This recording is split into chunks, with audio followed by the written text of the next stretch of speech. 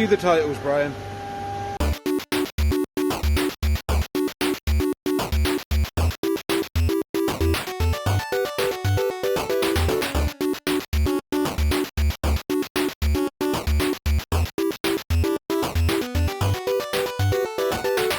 This is Viewer Takeover. We film every Monday night, and then we bring it to YouTube every Tuesday. I think this is going to happen on Tuesday. My name's Brian Paul from this channel right here, PSVR Without Parole, and the guys to my right, the boys. Oh shit, you're in a different order. AJ from PSVR Underground. What's up, guys? We got Dave from Dave Station R. Oh, I knew he was going to do it again. I can see the look in your little fiendish eyes. That's right. And that guy on the far right-hand side of the screen, showing up here to perform his #1 hit single, Swordsman VR, it is Alek Sinn from Sinn Studios. Oh, man. Dude, thank you so much for joining us. Of course, man. This is, I'm super excited. We like to thank a whole lot of people when we get started here on Viewer Takeover, and the first person we want to thank is Robbie B, the English, so proper, so prim, Game Cat, for that awesome Viewer Takeover introduction. Isn't that crazy? You forgot to say how posh he was. But yeah, that was a slow burn. I was like, what's going on here? I know he's cutting something with that water, because water like that's always for cutting. And I didn't know what it was. I thought he was making a Freddy Krueger glove or something. I was like, what's he going to pull out of that? I didn't know if that was like a 3D printer or something. I don't know. But that was awesome, man. He engraved the show and our names onto a piece of metal that'll be here far longer than we will ever be. God willing. You should ship that to AJ, because Yeah, I was AJ gonna loves say, think metal. you'll get that? He loves metal. Dude, oh, that's awesome. It is funny though that's just like that's a thing that's just out in the world now. It's like just exists out there. It's craziness. Bury it in the time. Almost like merch. It's very rare merch. Yeah, I've got a bag of Without Parole merch in my closet. That little, knapsack thing you gave me filled with pens. Mm-hmm. Yeah, Good stuff. got a few of those pens laying around. If you want to introduce next week's show, make sure you send your short, sweet, seductive metal introduction to withoutparole@gmail.com. Here's the deal. If you send me one, we're going to use it because we're all out. We're all out. But of course, Robbie B is not the only person we want to thank. We also want to thank these people down here, these people who went to patreon.com/withoutparolegames. They're the ones giving us $1 or more every single month. Guys, we don't ask you for any money to be part of this community. We love you no matter what. But if you like what you see and you want to support the channel, man, this is how we make money. This is how the channel keeps running. This is how I can do this for you all the time because I love you so very much. Thank you so much. Patreon.com/withoutparolegames. But AJ, who else do we want to thank this week? We would like to thank those who support us in another way by changing their name to something GameCat, something GameCat related, or something GameCat adjacent, as you or something GameCat adjacent would like to say. And this week, we have 3 new GameCats to welcome to the GameCat Dojo. But this time, since we have a very special guest with us, we are going to have him read out the names. Alek, take it away, man. Who do we got? I just want to say real quick, I don't think I've ever seen a YouTuber love his fans as much as Brian. True. I don't think I've seen that. I feel proud of that. Okay, so we've got Choo Choo Baka, Kapu Kapu Game Cat. I don't know why I'm Baka picturing again. like a trained Chewbacca. You guys remember that show, that cartoon? It's slipping my mind because what was that show with the trains? Come on, it's like a meme. Thomas the Tank Engine? Thomas, right. But with a Chewbacca face. Who's next on our list, Alek? The aura of PSVR Game Cat. I feel very zen. I feel very in touch Very with. zen, I know. Open your mind's eye. I love that. That's awesome. And finally, Cooter Critters, the Game Cat Gamecast aficionado. Oh, man, That he's was really a mixing this thing up. magnifique. Yeah, I know. I almost lost it, dude. Guys, if you change your name to GameCat because you love us almost as much as we love you, then make sure you put hashtag GameCat in the comments below so we can give you a shout out on next week's show. Dave, how can people submit their questions to Viewer Takeover? Well, there's 2 major ways that they can do that. First of all, on any YouTube video from this channel, any YouTube video, you could go back to Brian's first video, leave a comment with a hashtag Viewer Takeover with your question, and he will scour through the comments and find them. Otherwise, if you'd like to join our Discord, which the link is in the description below, great place to hang out. We're there all the time. There is a whole channel for you guys to ask questions like this. So toss your question in the hashtag Viewer Takeover channel, and we will come across it. And if we like it, or if we hate it, or if we just want to talk about it, we'll put it in the show. Dave, I need to interject here because if you do happen to go back, you follow Dave's instructions, go back to my very first video ever and leave a comment there, that's fine. But please don't watch it. those old videos are so bad. So bad. So I'm asking you, the community, to leave a bunch of Viewer Takeover questions on Brian's very earliest material. Go back to the very Gaming beginning. Without Parole, episode 001. We really thought we were going to hit the hundreds. Wait, we did. And the questions need to be like, what were you thinking in this episode, Brian? All right, let me take the first question, and that is from Herb247 from Discord. He writes, hashtag Viewer Takeover, with the Quest 3 possibly on the way soon, do you think the 18-month hardware cycle Oculus is currently favoring is good or bad for VR? Fear of soon being outdated relative to the cost, being prohibitive for some against fresh evolving hardware being more appealing to others. Okay, I like that. And subsequently, is this good or bad for Sony given the PSVR 1 lifespan? I got a quick answer for this. I think short term, it definitely seems okay. The Quest 2 seems to be very successful. We got some numbers today. I don't know how official they are, but if they're right, it says in their first quarter they sold 1 million headsets versus PSVR, which was like 125,000. Usually we're the ones selling millions. So obviously short term, it seems like a big success as VR starts to grow. Long term, it doesn't seem very practical to me, and that's all I got to say about that. Well, it's an interesting thing because I feel like they're going for kind of like an iPhone release cycle almost. Where, I was gonna say that too. You know, the software, like, it can do all the same stuff essentially, but at a certain point they'll have to break with that and say, okay, this isn't just a slightly better version of last year's one.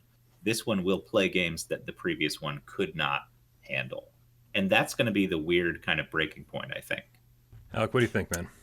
I don't think Oculus is going to have a hard time selling the new Quest. I mean, if people if people are willing to pay as much as they do for iPhones every year for increments in improvements like that, I don't think people are going to have a hard time with the Quest, especially being obviously cheaper. And like Facebook also has different plans than Sony. Like in the long run, they're going to make it a more social thing. It's not just gamers that are buying the Quest, or won't be as much. So it seems like it's going to be moving really fast, and it actually makes me a little worried for Sony because at some point, people aren't going to be as drawn to the PlayStation VR. Like even now on our Discord server, there's lots of PSVR players who are jumping onto Quest, and they're playing Quest primarily, and it's like it's a tough thing to compete with when we're dealing with like hardware that's as old as the PlayStation VR. And I mean the moves are even older than that. They were like what, like the PS3 era or something. Yeah, they're coming up on a decade now. Well, right. Like it's going to be really tough.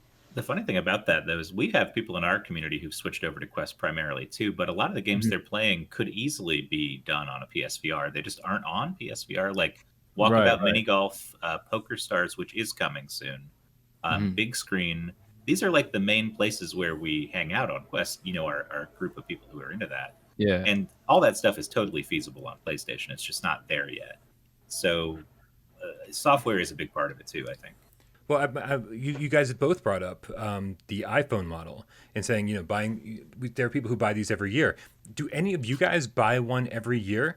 Because I personally buy one and then I hold on to it for like 4 or 5 years. And then the screen gets all destroyed. It's all cracked. And you're like... And then finally, like, oh man, I was due for an upgrade a year ago. Let me take care of this. And I finally get around to it. So like maybe every 3 years I buy a new phone, I think. And so like I'm just curious to know how many people out there, like $300 isn't nearly the same as buying a new iPhone. Like the price is way different. You can sell your old one, whatever, get a new one.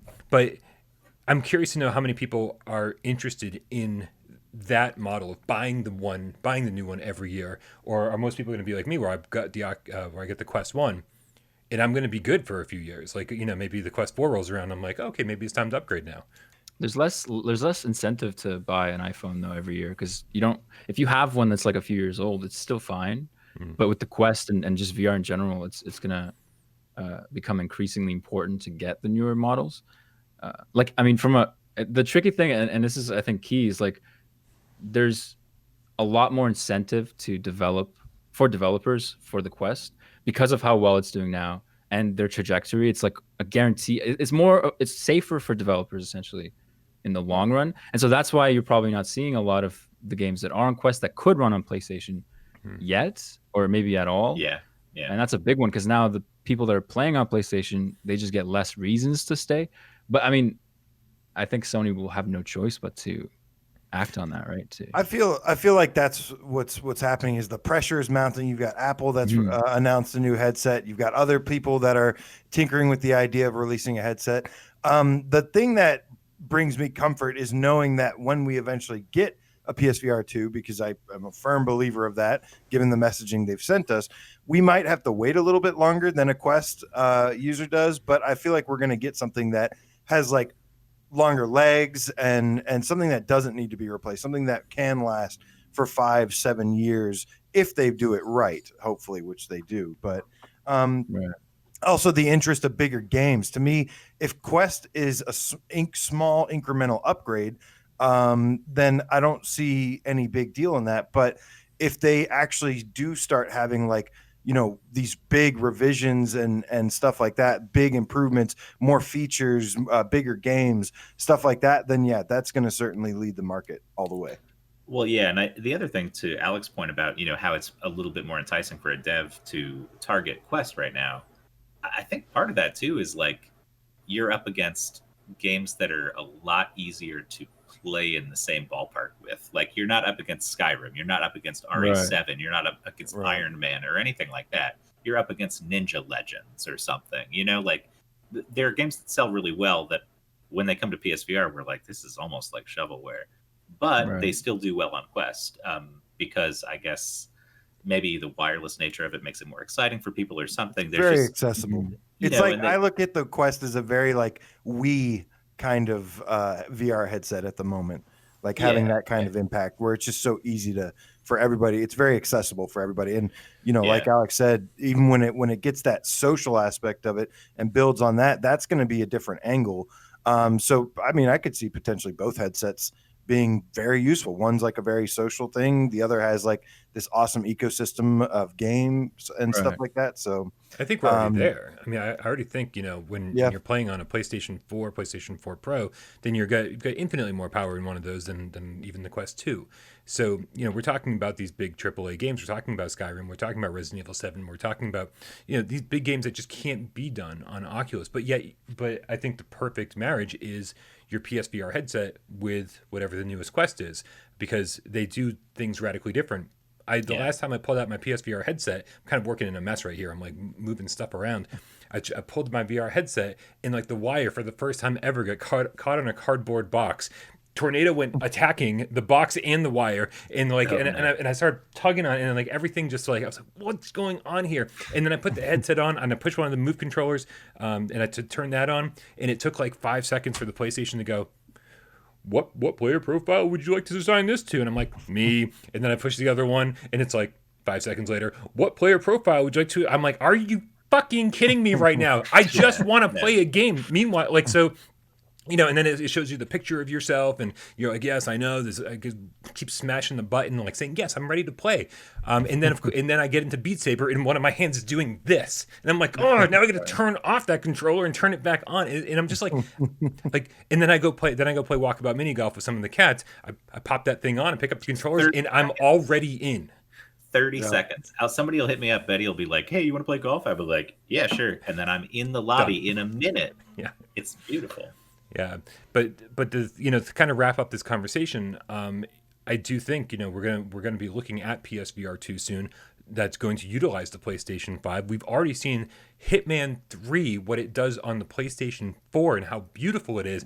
That to me looks next gen, and we're not there yet. We haven't seen what true VR on PlayStation 5 and a next gen headset can do in conjunction with each other. Like when we get that, I feel like we're going to be good for 5 years. And so no matter what they charge, I'm going to buy that on day one, and I'm going to be good for 5 years. Unlike, you know, and not disparaging the Quest, I love the Quest, but like I don't need to buy one of those every year. No, I mean I don't want it to be like to come across as though like some kind of doomsday prophecy for the PlayStation VR. Like the really good news is that no matter what Sony does, and no matter what Oculus does, the PlayStation will always have more horsepower. Because I mean, the Quest just has the headset. That's all they're working with. Right. And I mean, you've got some hard limits there, but like Sony will always have the console to drive a lot of the power there. So it's not. I mean, yeah, like realistically, you'll probably end up seeing your AAA titles and long term your big VR games on consoles and on PC VR. Yeah. I think Quest, like that whole social element, will probably be huge there, and people like that. People care about that a lot, so it'll still be really fun. Normally, I wouldn't want to drag this out, but but we get Alec here, so let's take advantage. Did you guys see the article today on Upload VR about Servios talking about next gen, saying, "quote We're putting our hopes on PSVR 2."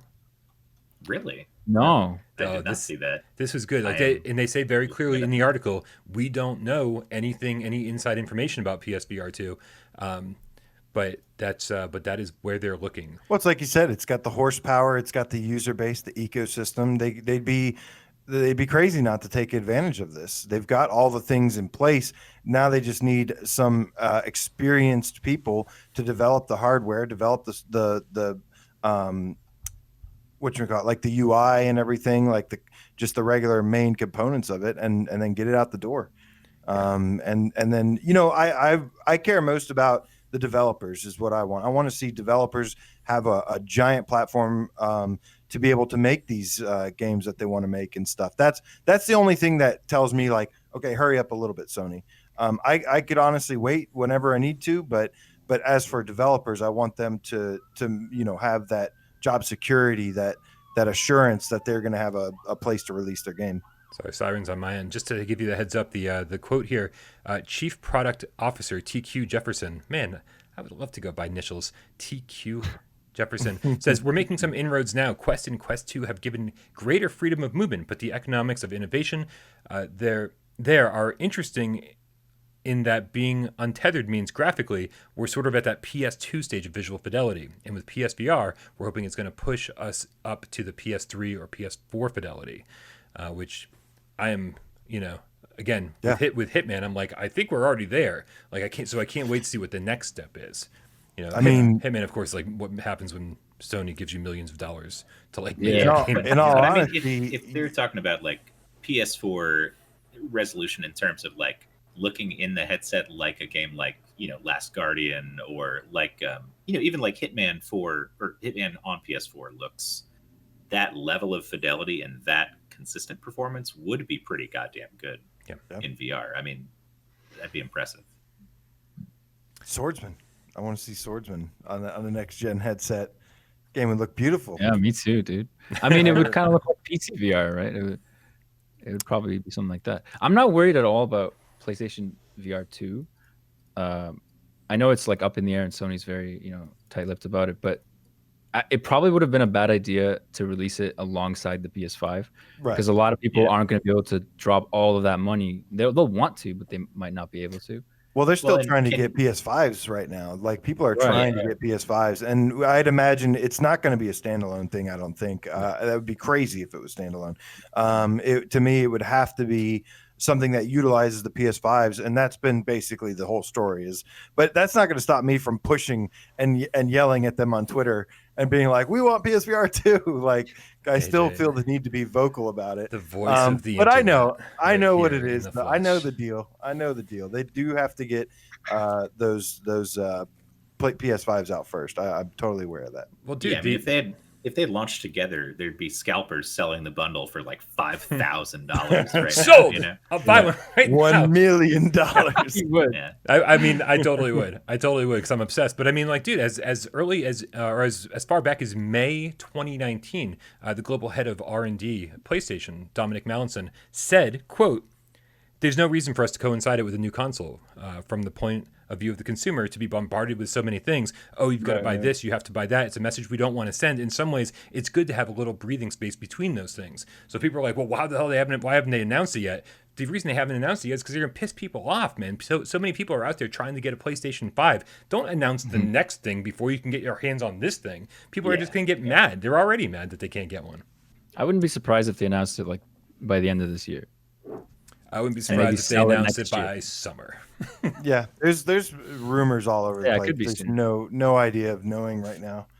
Summer. You guys can edit this out, but I've got a PSVR 2 right here. Show Nice. us. X Pacer Oh, X Pacer X was Let me actually touch about to it. ask you Let how me it is touch it. spelled. Let me touch it. Alec, why don't you tell us what the next question is? Okay, the next question comes from Salvador on Discord, and it is: could VR modes be the next thing for games when it comes to remakes and remasters? Gotta hope so. Yeah, right. Yeah, I mean, when it. Are we talking about flat games? You're right. I think the one that pops into my mind is like Wipeout Omega Collection, because when those guys did that remastered version of those PS3 games, they said it was easy to make a VR version of this because we already had all this PS3 code that we could get into VR pretty easily, and it ran really well. So if Right. other devs are in that position, I mean, I can see that being a thing moving forward. There's a lot of engines that do work with VR. I mean, there's the what is the Resident Evil engine called? RE engine. Is that just RE engine? And then there's the other one, the one that Guerrilla Games uses for Decima. for Horizon Decima engine, yeah. But yeah, in general, like, yeah, I would love to get to experience a bunch of games, especially, I mean, not so much as remakes and remasters, as cool as that would be. The dream to me is once we get PSVR 2 is to have games like Resident Evil 7, Gran Turismo 7, this Ghostwire Tokyo, Returnal, all these new games coming out. I would love to play these in VR as well. But that's not the question. Okay, well then, if to answer the question, yes, I would still love to see more remakes. That's gonna get some people. That's gonna please a lot of people, but that's not gonna. I don't think that's gonna be like the knock it out of the park answer to everything.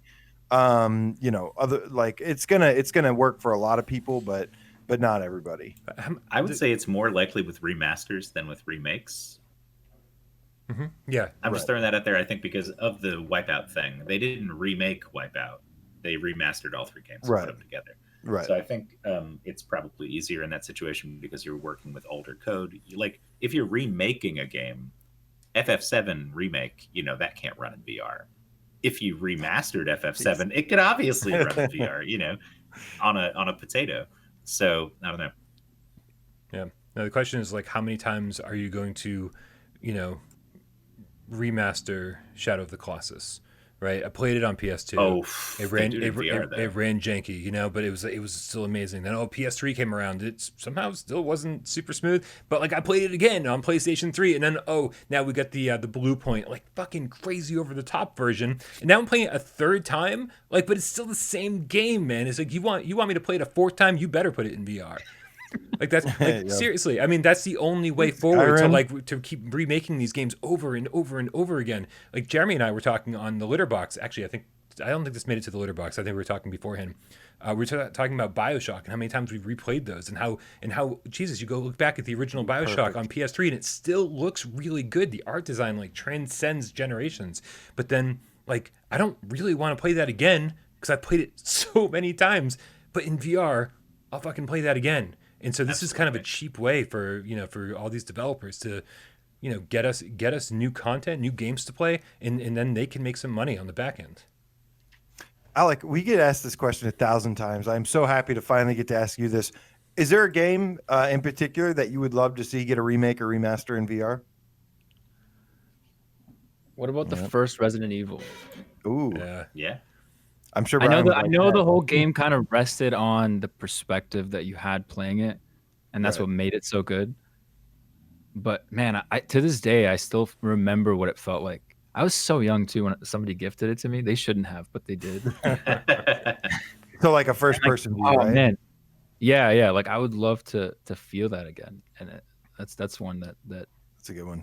I mean, those dogs jump through the window in VR, right? Oh, right. You're walking through the hallway. Yeah. I would put. But I'd want them to keep that art style too. Like, don't even change it. Yeah. I just want. But the thing is, like, this actually goes really well with this question because it almost feels inevitable that a lot of games are gonna end up in VR because, like, when they made the games, they wanted to put you in that world and immerse you in that thing. and now they have a way to do that. It just kind of rests on devs, I guess, to do it, not necessarily that it would be a financial success like compared to what they expect, like especially AAA studios. But I mean, VR moving in the direction that it's going in, it almost feels like it's inevitable that sooner or later they're going to start doing that, just because it's like at that point free money almost, right? Yeah. It's just Hitman. I mean, you know, not to keep bringing up Hitman, but that was such a cool experience. That brought a lot of new people that had zero interest in Hitman into loving Hitman now. Alien Isolation, Doom 3, these are all these games that people clamor for in VR because like the sense of immersion in the game already without the VR, people just can envision how good it would be. And so I think a lot of developers, like you said, it is kind of easy money because people are already asking for it. People want this stuff. Dead Space 1. Ooh, yes. Oh yeah, that's a good one, dude. Perfect. That would be crazy. Yeah. I don't even common answer we get. Is it really? Yeah. Oh yeah. Oh yeah. We get Dead Space, Alien Isolation, BioShock, and Twisted Metal. Probably more than like anything. Three of those come from me, and one of those come from you all the time. I say Jetmoto and Bloody Roar. Okay, you're the only person asking for Brian that. says Bloody Roar. So the answer to the question is Salvador. So we fucking hope so. And then AJ, what's our final question tonight? Our final question comes from Bonjour Miller from Viewer Takeover, like a pro, says, so until very recently, I was team no moves, no buy. I still haven't even bought RE7, mostly because of this. What? Wait, but I after didn't even read this question. Hold on. But after playing the rigs, the persistence, some GT Sport while loaning out my T150, I've had somewhat of a change of heart about refusing to play VR games with the DualShock 4. With that out of the way, I have a hashtag viewer takeover like a pro question. Given that options required work and it is a business, would you ever consider paying for dual move support in Hitman 3 and or a Pro, PS5, visual patch, and other games? And at what price? $5, $10 max? For me, I feel like once you start paying for it, it'll never end. With that being said, with a AAA pancake game like Hitman 3, I wouldn't mind since VR didn't even have to be a thing, whereas it's made from the ground up for VR AF game. I sort of expect move support.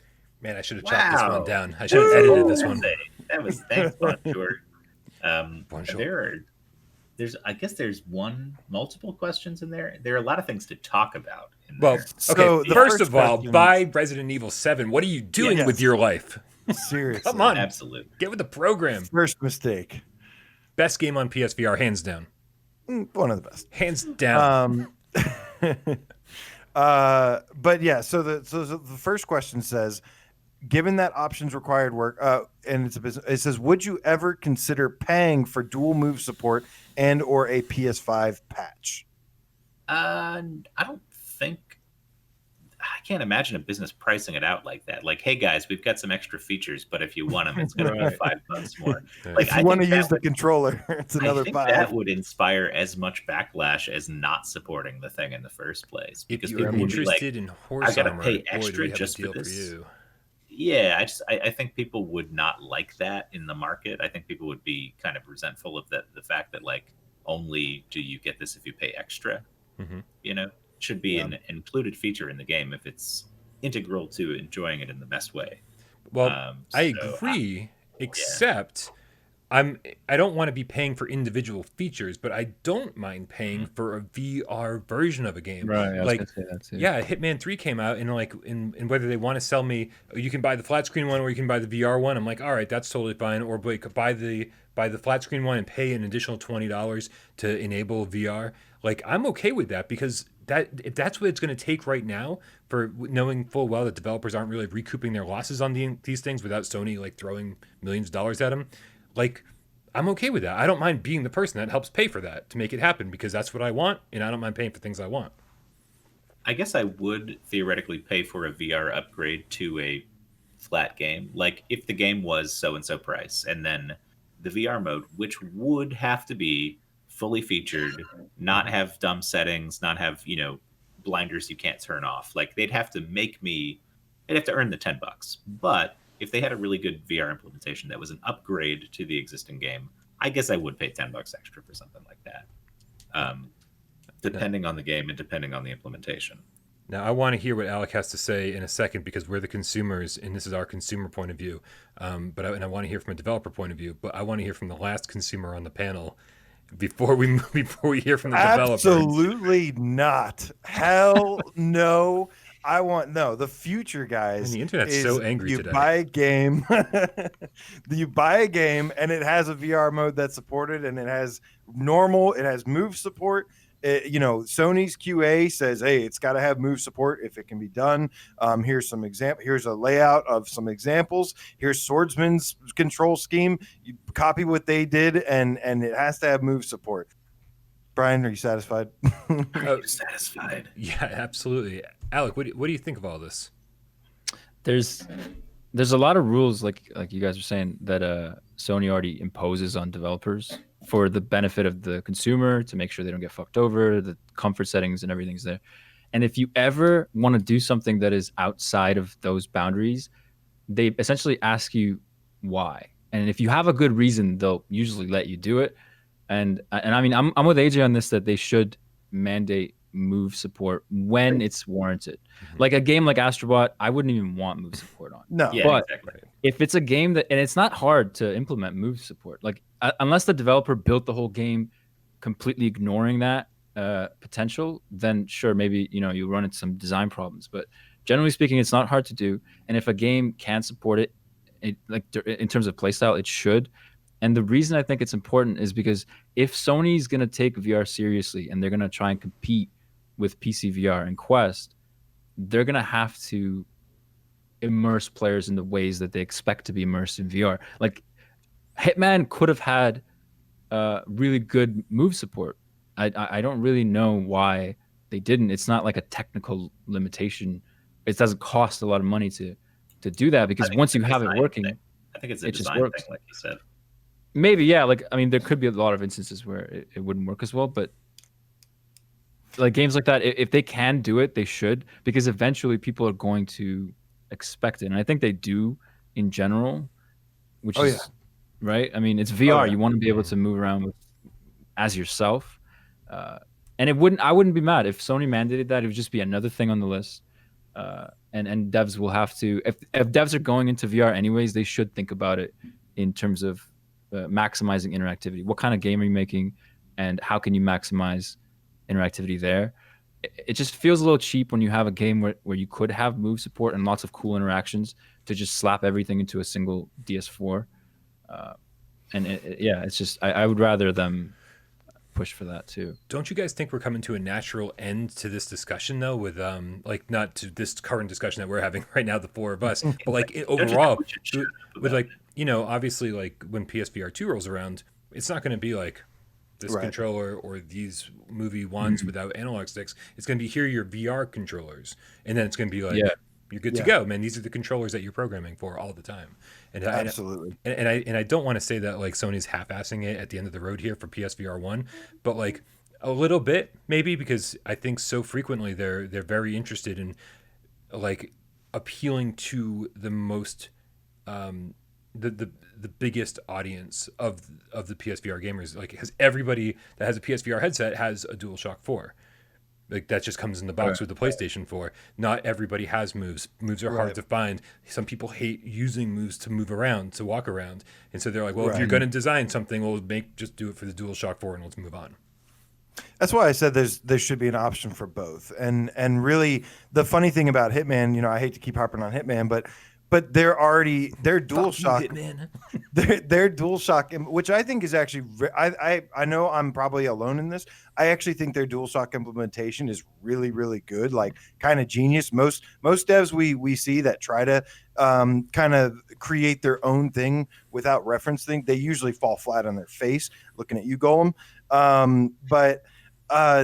But they actually have, the thing that is crazy about Hitman is that it's already got like 60% motion controls into it. Like, it already has motion controls. It uses the light bar tracking. So I feel like, oh, you guys are like 60% there. Just finish it. And it should work. Yeah. Like the DS4 is literally just a motion controller. Right. You just treat it as a left or right motion controller, and you just get rid of the other one. That's all it is, essentially. Yeah. Right. All right, guys.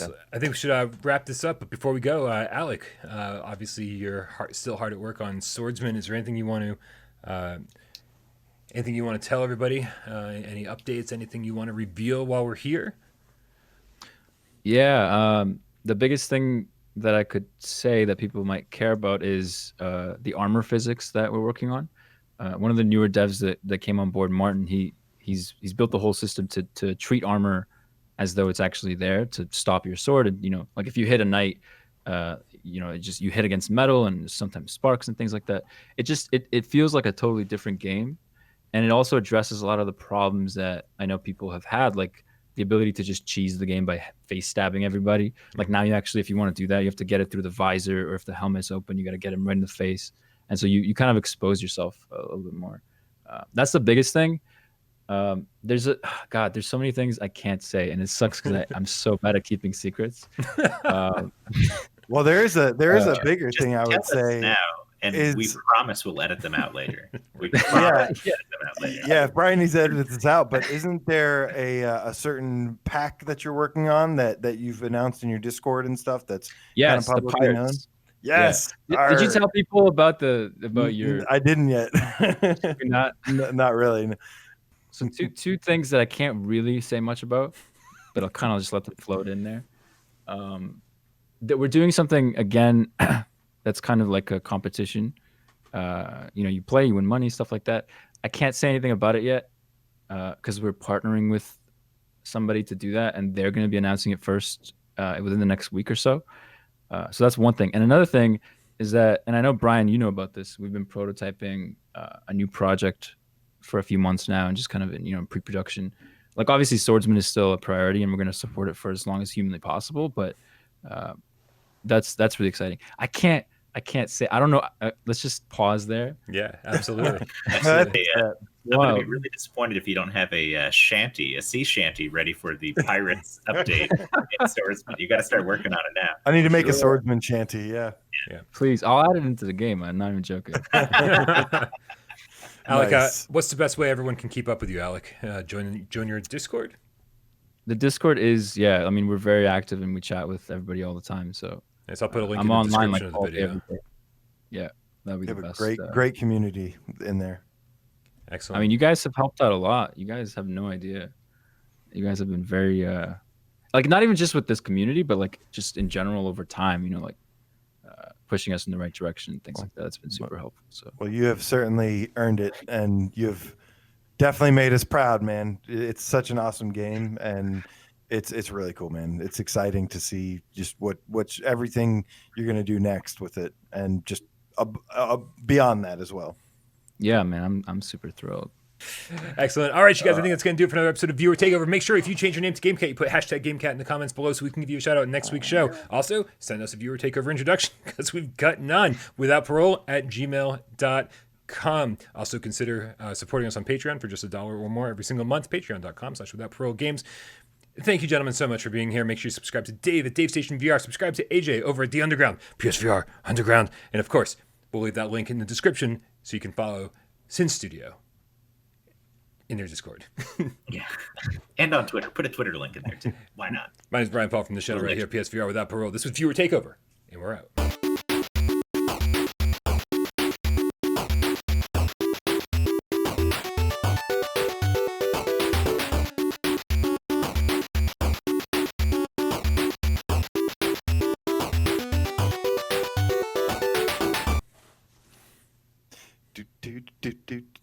I don't think we actually have to wait for the music. When you were doing the intros, I totally forgot to make a sinful joke at some point. When you were doing the intro, I was crossing my fingers hoping you'd say, "Send us your sweet, sexy, seductive, sinful That would be so intro." good. It is missed opportunity. Too little, too late. Let's do it all again. Let's start over.